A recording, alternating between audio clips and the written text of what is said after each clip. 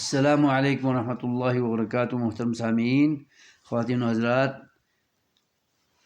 اجالا چاندنی امید Islamic channel سے میں پھر ویڈیو لے کر آپ کی خدمت میں حاضر ہوا ہوں۔ نئے آنے والے ناظرین و سامعین میرے چینل کو سبسکرائب کریں اور ویڈیوز واچ کریں، زیادہ سے زیادہ سننے کی کوشش کریں، سماعت فرمائیں تاکہ معلومات مکمل آپ کے دل و دماغ میں راسخ ہو جائیں اور مستفید ہو سکیں، مستنیر ہو سکیں اور معانی سے آراستہ اور مشرف ہو سکیں۔ تو تیسری آیت کے بارے میں مالک یوم الدین کے حوالے سے، مالک یہ ملک یملک ملکن، ملکن، ملکن،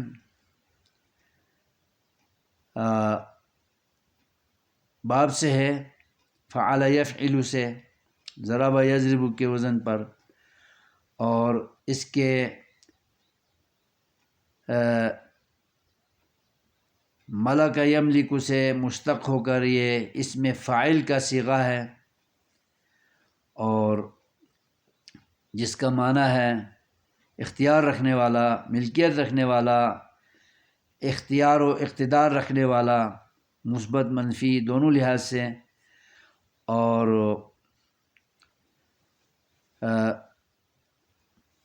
بادشاہ بننے والا، فل اختیارات اپنے کنٹرول میں رکھنے والا، یہ معنی بنتا ہے۔ اور ملک یملک، ملکن اگر کہیں گے تو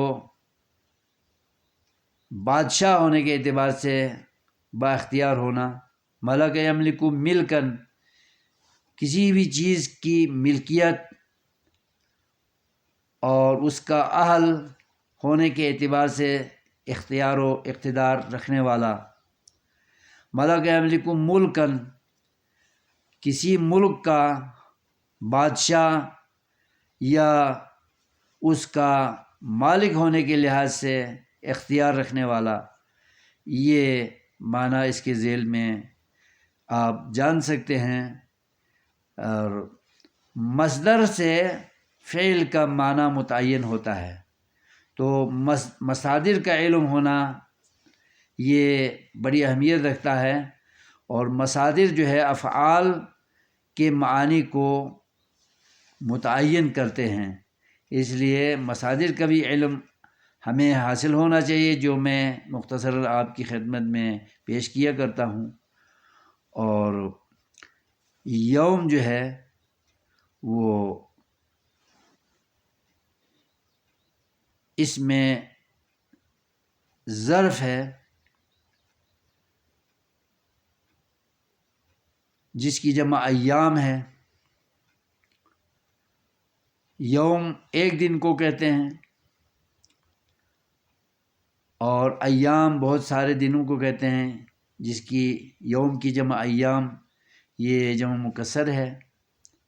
اور دین جو ہے وہ دان یدین دینن و دینن و دیانتن،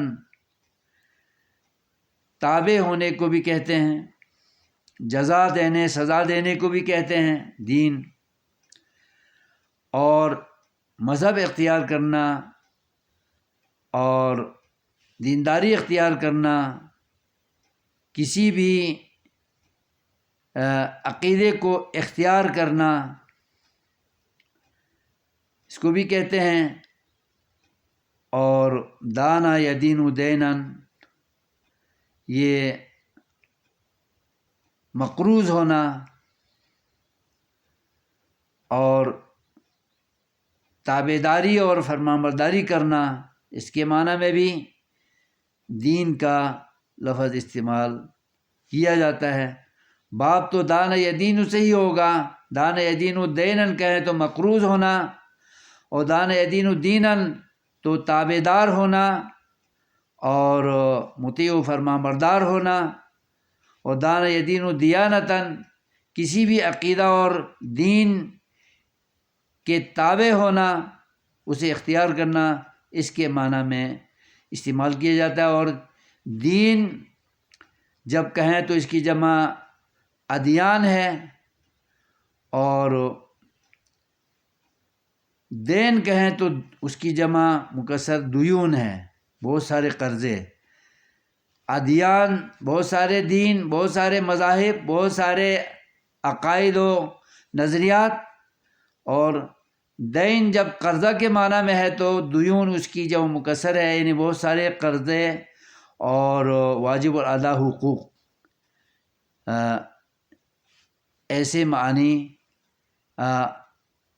جاننا بھی یہ علم صرف کے اعتبار سے، لغت کے اعتبار سے، اور مختلف لہجات کے اعتبار سے، مصادر کے اعتبار سے ہمیں جاننا ضروری ہے، تاکہ ہم دین کو بھی سمجھیں، لغت کو بھی سمجھیں، اور کتاب و سنت کے معارف و معلومات کو، مسائل و احکام کو بھی ہم جان سکیں۔